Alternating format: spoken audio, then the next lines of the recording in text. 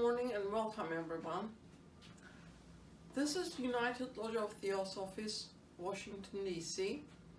As you are all aware, the lodge remains closed because of COVID-19. The effort that was put forth during the 19th century continued on in the 20th and continues on in the 21st. The mode of delivery for the 21st century is quite different than previous centuries in the sense that we can use different modalities. However, from the suggestion made in the 19th century, we do have to study the Isis Unveiled, Secret Doctrine, the Ocean of Theosophy, and read the Voice of the Silence, the Gita, the Dhammapada, and these we cannot really learn by flitting from one website to another, but it requires constant, unremitting, serious study undertaken by each student, and then we can get together to discuss our findings. The Declaration of the United Lodge of Theosophies states that independent devotion to the cause of Theosophy without professing attachment to any theosophical organization is its policy. It is loyal to the great founders of the Theosophical movement, but does not concern itself with dissensions or differences of opinion. The work it has on hand and the end it keeps in view are too absorbing and too lofty to leave it the time or inclination to take part in side issues. That work and that end is a dissemination of the fundamental principles of the philosophy of Theosophy and the exemplification in practice of those principles through a truer realization of the self, a profounder conviction of universal brotherhood.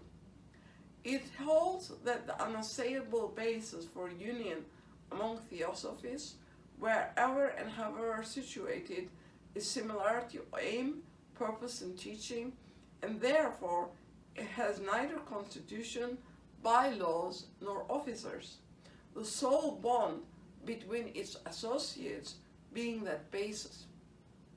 And it aims to disseminate this idea among theosophies in the furtherance of unity. It regards as theosophies all who are engaged in the true service of humanity without distinction of race, creed, sex, condition, or organization, and it welcomes to its association all those who are in accord with its declared purposes and who desire to fit themselves by study and otherwise to be the better able to help and teach others.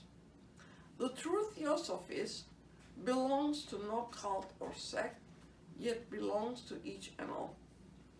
The following is the form signed by associates of the United Lodge of Theosophists. Being in sympathy with the purposes of this lodge, as set forth in its declaration, I hereby record my desire to be enrolled as an associate, it being understood that such association calls for no obligation on my part other than that which I myself determine. The reading comes from the Voice of the Silence. Learn that no efforts, not the smallest, whether in the right or wrong direction, can vanish from the world of causes.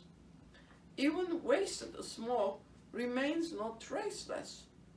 A harsh word uttered in past lives is not destroyed, but ever comes again. The pepper plant will not give birth to roses, nor the spring jasmine's silver star to thorn or thistle turn.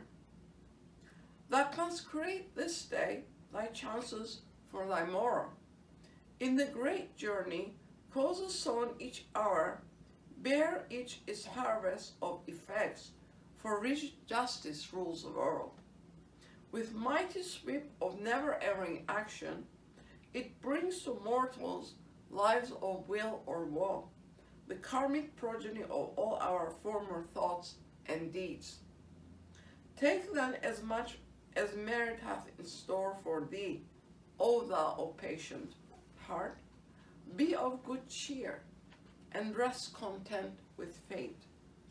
Such is thy karma, the karma of the cycle of thy births, the destiny of those who, in their pain and sorrow, are born along with thee, rejoice and weep from life to life, chained to thy previous actions. Act for them today, and they will act for thee tomorrow. It is from the bud of renunciation of the self that springeth the sweet fruit of final liberation. To perish doomed is he who out of fear of Mara refrains from helping men, lest he should act for self. The pilgrim who would cool his weary limbs in running waters, yet dares not plunge for terror of the stream, risks to succumb from heat. Inaction based on selfish fear can bear but evil fruit. The selfish devotee lives to no purpose. The man who does not go through his appointed work in life has lived in vain. Full of the will of life, full of the will of duty to race and kin, to friend and foe, and close thy mind to pleasures as to pain. Exhaust the law of karmic retribution. Gain siddhis for thy future birth. If sun thou cannot be, then be the humble planet. Aye, if thou art debarred from flaming like the noonday sun, upon the snow-capped mount of purity eternal, then choose, O neophyte, a humbler course. Point out the way, however dimly, and lost among the host, as does the evening star to those who tread their path in darkness. And now, today's talk, Karmic Magnitudes.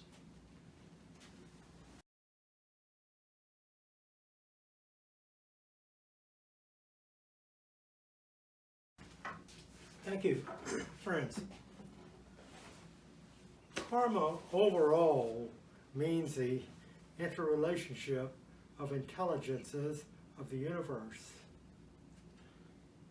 As for the individual soul in evolution, karma implies both responsibility to fellow pilgrims and opportunity for self-improvement.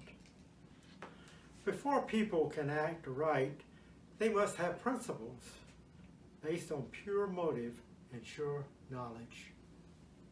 H.P.Blavatsky spoke of the great ideas of karma and reincarnation as the foundation of a true brotherhood of humanity. Karma and reincarnation are the basis for ethics of Theosophy, suggesting a way of looking at things which contain the essence of every explanation. The perspective which sees soul evolution proceeding according to natural law is both knowledge itself and the way to further practical knowledge. But theoretical knowledge is not wisdom, for wisdom is practical. Knowledge of karma must be applied to become wisdom. More often than not, even in the East, where karma and reincarnation are widely accepted truths, karma's implications have been falsely developed and not appreciated. Popular Hindu religions have emphasized the desirability of escaping from bad karma, but karma as a universal law, is not limited in its effects. A disturbance that affects us as individuals has also its universal aspect. All other beings must feel in differing degrees the inharmony of our misery. One's consideration then should be to overcome his weakness for the benefit of all. If his mind is concentrated upon obtaining happiness and avoiding pain, karma is but partially understood, as it is founded on ignorance. So long as personal happiness is enjoyed, little thought will be given to the needs of the whole. But simply thinking of karma as something to be endured until it passes away, we could overlook opportunities it brings. By viewing karma as our own self-engendered habits and affinities, it can be realized that every effect precipitated from a past life must find expression through a corresponding weakness in our present character.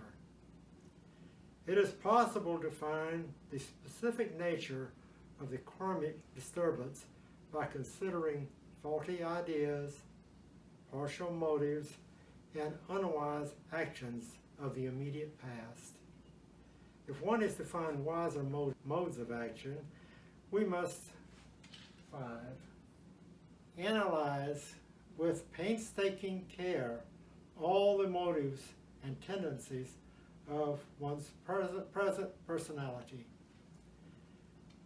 Disturbances in any department of our nature come from ignorance. Ignorance produces universal as well as personal inharmony. And 6b, all disturbances come from wishing for self that which we do not wish for all.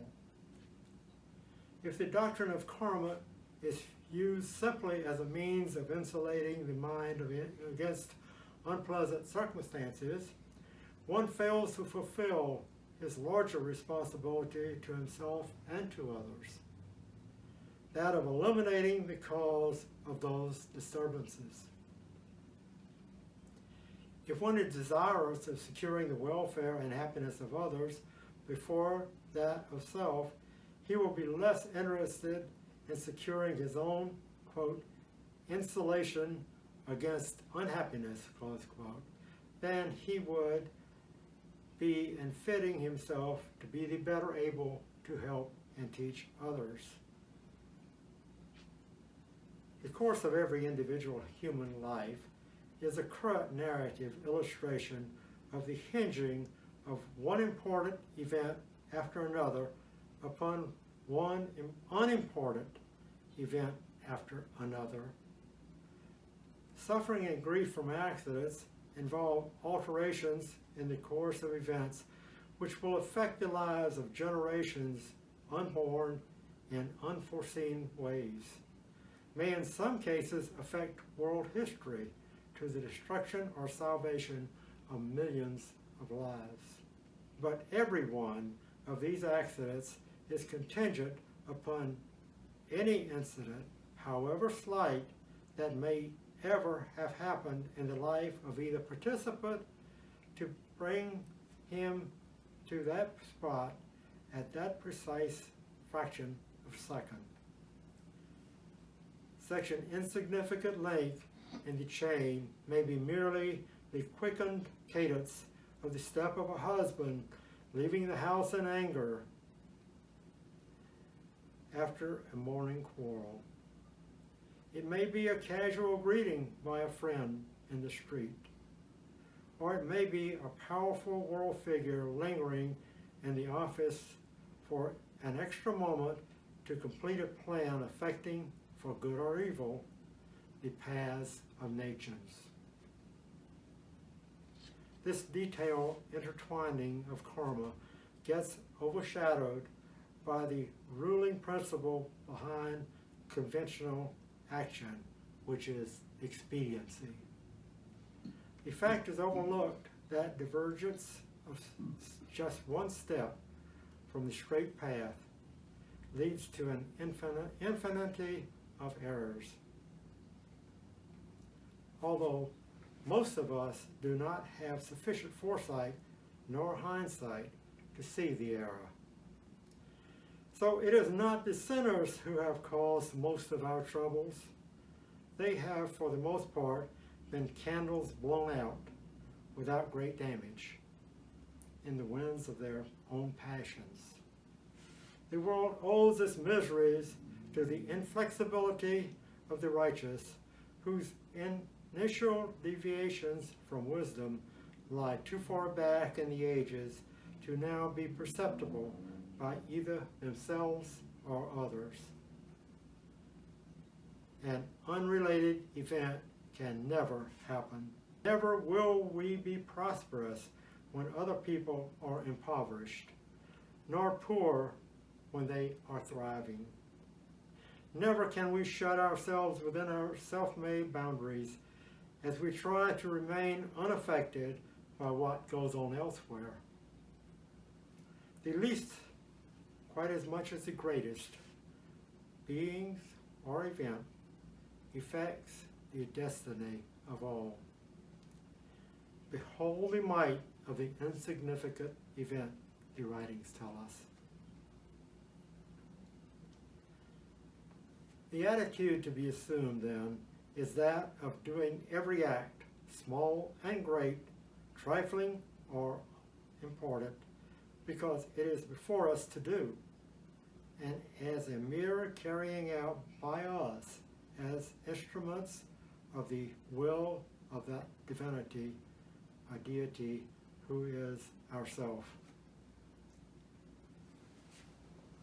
Nor should we stop to inquire whether the act is of any use to the Lord within, as some might ask. The act that pleases that Lord within is the act which is done as presented with no attachments to its result, while the act that is unpleasant to the Lord within is the one which we do desiring some result therefrom. The practice of doing acts as presented with no attachment to its result is the highest, that which someday we must and will learn to perform, William Q. Judge tells us. That all humanity feels the presence of an unfailing power which works incessantly and unmistakably producing results is in itself the evidence that the universe is governed by law. The nefarious influence of exotic creeds and religions is so great that we fail to apply lessons from that incessantly working and unfailing power of our perceptions when confronted with moral problems and perplexities. Since the days of Plato, the correct understanding of the laws of nature has been obscured to the point where their very existence has become forgotten and unknown. The tyranny of the church drove men to unbelief, and modern science gradually uncovered the fact that the laws of nature are infallible, while the gods of the temples, the churches, and the mosque are fragile and breakable idols.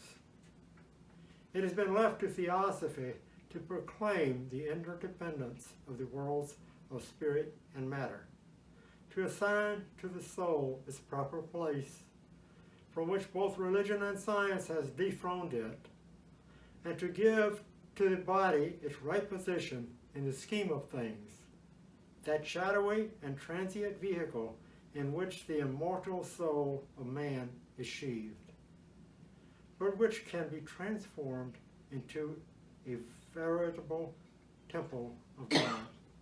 Man has reached the stature of perfection as the unerring law of compensation proceeds on its unswerving path that ignores all creeds, shows no preferences, but its sunlight and its thunderbolts fell alike on the heathen and the Christian. No absolution can shield anyone when guilty. No anathema can hurt anyone when innocent. The idea is supported by the greatest of all authorities, an instinctive and reverential sense of the everlasting and ever-present law of harmony and justice. Isis Unveiled 2, page 545 tells us that. The Secret Doctrine, page 1, page 653, tells us that there is no chance in nature wherein everything is mathematically coordinate and mutually related in its units. Chance, says Coleridge, is but the sweeterdom of God, or nature, for those particular cases which he does not choose to subscribe openly. He does not choose to subscribe openly with his sign manual. Replace the word God by that of karma, and it will become an Eastern axiom. So we consider karma to be the source, origin, and fountain of all other laws which exist throughout nature. Karma is the unerring law which adjusts effect to cause on the physical, mental, and spiritual planes. As like produces like, karma is that unseen and unknown law which adjusts wisely, intelligently, and equitably each effect to its cause, tracing the latter back to its producer. Though itself unknowable, its action is perceivable. As the first speaker read from the voice of the silence, learn that no efforts, not the smallest, whether in right or wrong direction, can vanish from the world of causes. Even wasted smoke remains not traceless. A harsh word uttered in past life is not destroyed, but ever comes again. Man is a triple being. He is the energizing spiritual monad, plus the guiding intelligence, called manas in Sanskrit, plus the gyrations of matter, karma. The impartite one, or Atman, energizes the self-conscious intelligence to gain more wisdom out of it, and thus to master the universe of matter. This, number 7 here, this triple work of mastering matter by understanding its laws so that the march of the monad continues is neither the work of a designing God nor the result of a designless concurrence of atoms as theology and science assert. The Secret Doctrine says the one life is closely related to the law which governs the world of being. Number 8, karma is that law. Exoterically, this is simply and literally action, or rather an effect-producing cause. Esoterically, it is quite a different thing in its far-fetching moral effects. It is the unerring law of retribution.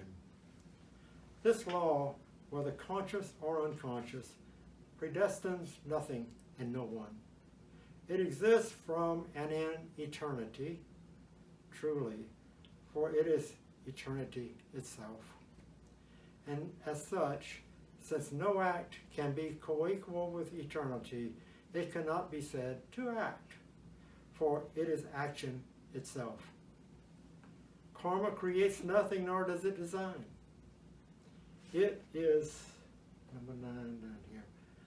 Man who plans and creates causes, and karmic law adjusts the effects, which adjustment is not an act, but universal harmony, tending ever to resume its original position.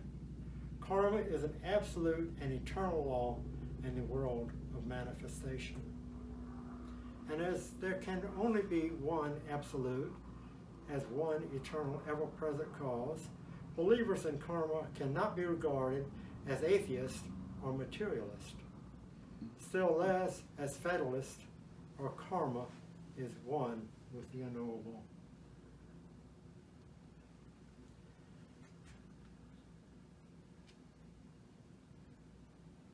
Karma is one with the unknowable, of which it is an aspect of its effects on the phenomenal world. Karmic action, and from the standpoint of the metaphysician, as well as that of the student of occultism and esotericism, that action is devoid of any personality. Karma gives birth to beings, but its movement is sui generis, and it is above its creatures. Its intelligence is like that of a river. Its waters find their own levels, make their own channels, and however weary their journey, they wind surely to their destined sea. Its justice knows no wrath nor pardon, and is exhaustless in nature. Says the secret doctrine, karma is a mysterious law and no respecter of persons. Karma is the perpetual motion in the absolute, and its character is dual, cause and effect, spirit matter, the primal pair, and the manifestation of the one life. There is no such thing as a causeless effect. There is no effect which does not become, in its turn, a cause. No spirit without matter, and no matter without spirit. Thus we come to the third element of karma, fohat, the relation between cause and effect, spirit and matter. This is the totality of the beings which compose nature, says the secret doctrine. I'll write that word that we have for us.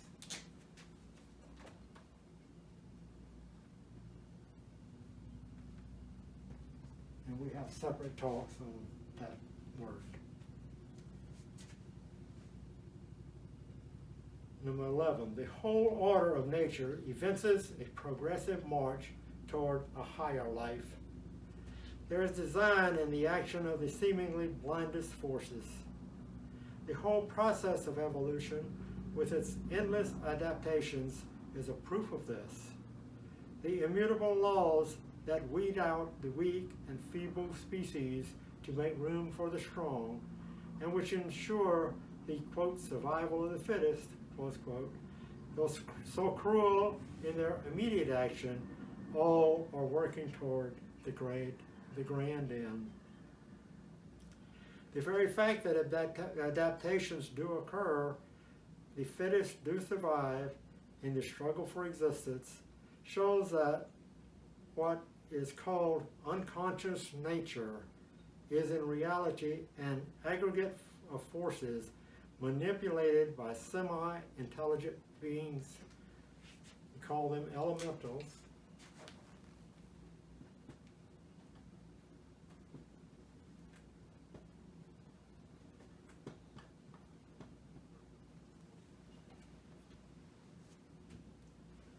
Guided by high planetary spirits, which we call Dianetrons.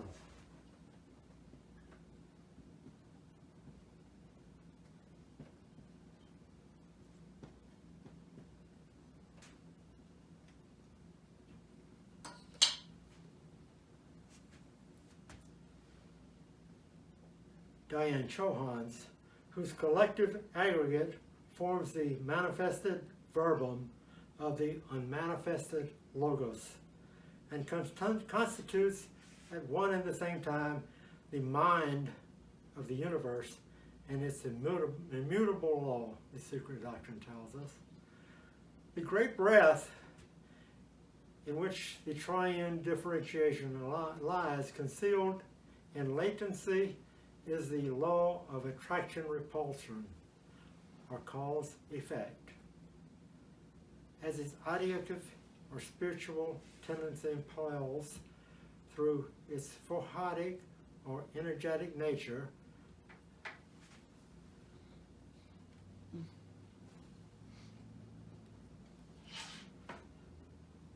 as its ideative or spiritual tendency impels through its photic or energetic nature, which is daivi prakriti, right here,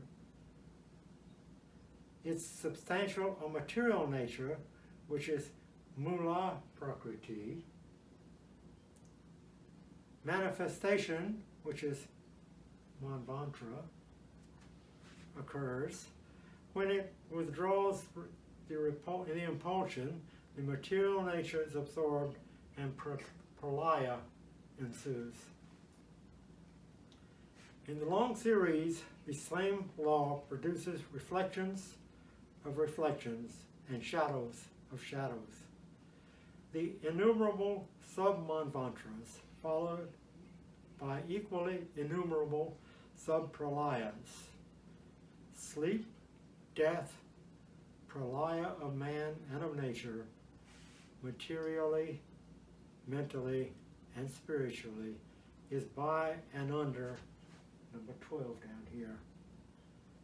The one unvarying law of attraction, repulsion, of cause, effect, which is called the law of karma or compensation. The kingdoms of nature on earth are formed by this law of the triple nature of the one life, which is elementals and elements, vegetables and animals, and ultimately man, with his unique opportunity and possibility. Thus monads, or atma-buddhi, of varied degrees of unfoldment, gain for themselves the power of an independent conscious existence. Having passed through every elemental form, each has acquired individuality, the root, seed, or germ of self-consciousness which sprouts, grows, and evolves into the state or condition of self-consciousness and their arrival at the human stage. It is a sphere of final evolutionary adjustments, the world of karmic scales, the hall of justice, where the balance is struck which determines the future course of the monad during the remainder of its incarnations in the cycle. 13. Evolution as an eternal cycle of becoming, we are taught, and nature never leaves an atom unused. Moreover, from the beginning of the round, all in nature tends to become man. All the impulses of the dual centripetal and centrifugal force are directed toward one point, man. This individual or entity in whom the germ of self-consciousness was unfolding is good rupa, which could stand, walk, recycle, run, and fly. Yet it was still by a chaya, a shadow with no sense, says the stanza of Secret Doctrine 102. To become a self-conscious spirit, the latter must pass, which is man, or the monad, must pass through every cycle of being, culminating in its highest point on earth in man. Spirit per se is an unconscious negative abstraction.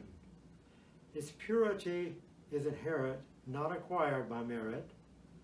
Hence, to become the highest Dayan Shohan, it it is necessary for each ego to attain to full self-consciousness as a human, that is, conscious being, which is synthesized for us in man. This conscious entity, occultism says, comes from, in many cases, is the very entire essence of the high intelligences condemned by the undeviating law of karmic evolution to reincarnate in this manvantara. Rudimentary man becomes the perfect man. Thus, the law of karma, or action, comes into a new phase in its operation. Its blind intelligence adjusts the disturbed equilibrium in kingdoms other than human. The relation between cause and effect is neither accidental nor the result of deliberate, conscious planning, but, so to speak, happens. In what happens, however, there is not an error or a mistake, nor any miscarriage of any kind whatever, for the Theosophic will works without the aid of reasoning intelligence. Hence is there no moral evil in non-human kingdoms. There, number 14, there is no devil, no evil outside mankind to produce a devil. Evil is a necessity in and one of the supporters of the manifested universe. It is a necessity for progress and evolution, as night is necessary for the production of day, and death for that of life, that man may live forever.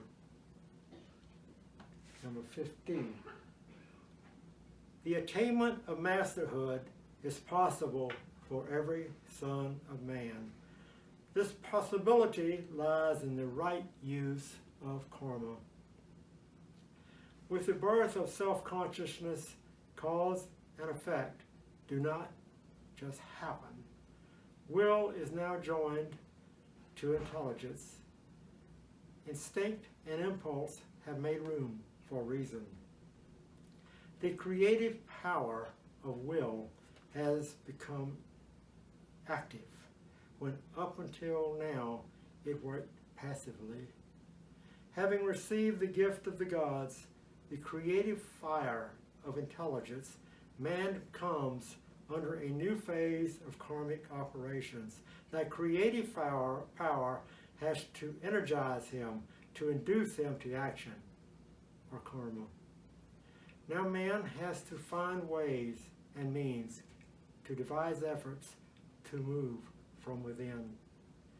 Hence the pivotal doctrine of the esoteric philosophy admits no privileges or special gifts in man, save those won by his own ego through personal effort and merit through a long series of metamorphoses and reincarnations. There are no such privileged beings in the universe, whether in our or other systems, in the outer or the inner worlds, as the angels of the Western religion. A Dianetrons has to become one. He cannot be born or appear suddenly on the plane of life as a full-blown angel.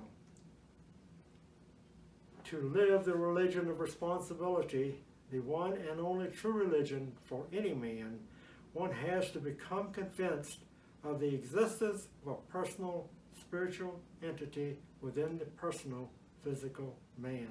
He has to recognize that there are external and internal conditions which affect the determination of his will upon his actions.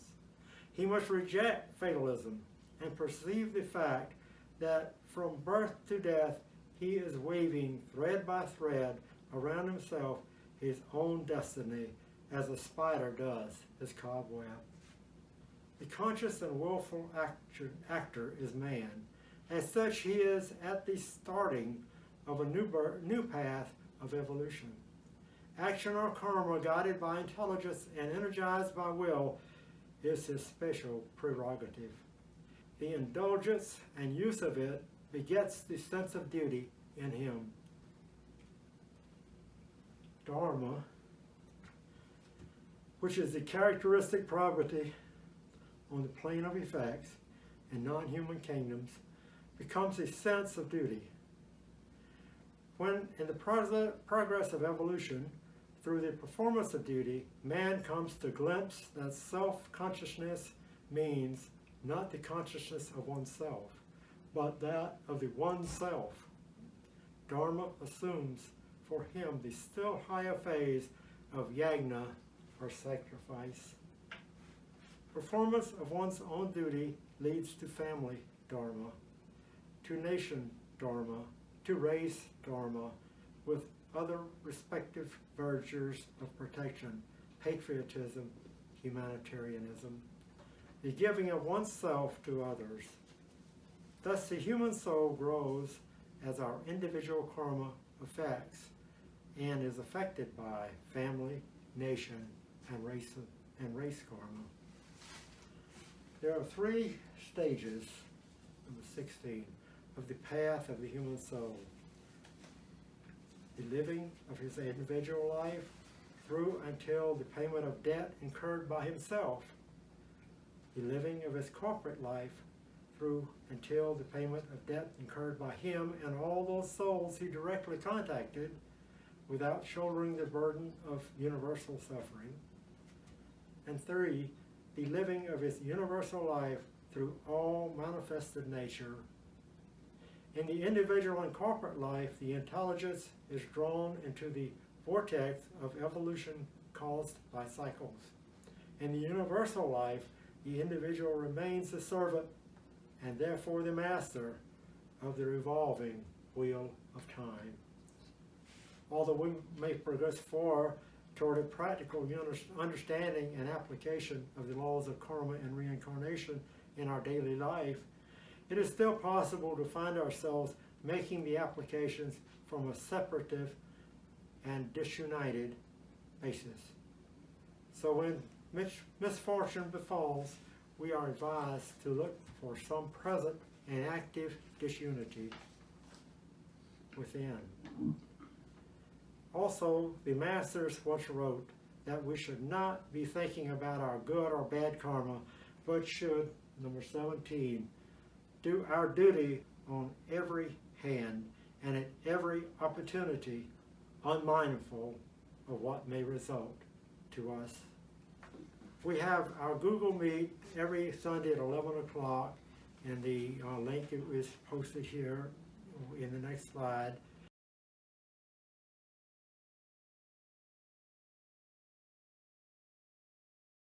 Everybody is welcome to join that. We're currently working on the Ocean of Theosophy, going through that. We want to wish all Americans and everyone else who celebrates it a happy Thanksgiving, which is this coming Thursday. Thank you for joining us.